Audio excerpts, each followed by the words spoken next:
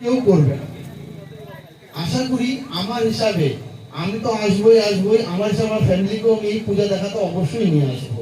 আর এত সুন্দর পুজো হয়েছে না, এত সুন্দর কারিগর যে করেছে, ওই কারিগরকে আমার শতকোটি প্রণাম, যারা এত সুন্দর প্যান্ডেল করতে পেরেছে।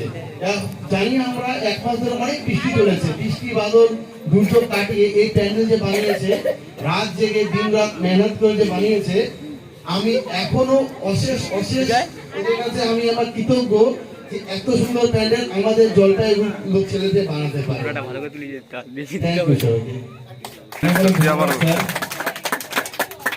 অনেক অনেক ধন্যবাদ স্যার, আপনি এসেছেন এবং আপনার এত সুন্দর বক্তব্য আপনি রাখলেন আমাদের সামনে। আমরা ভবিষ্যতে চেষ্টা করবো আপনাদের সহযোগিতা এবং আপনাদের সাপোর্ট সব শিল্পীরা যারা ভাই এবং সিনিয়র দাদারা আছে, এবং পরবর্তী আমি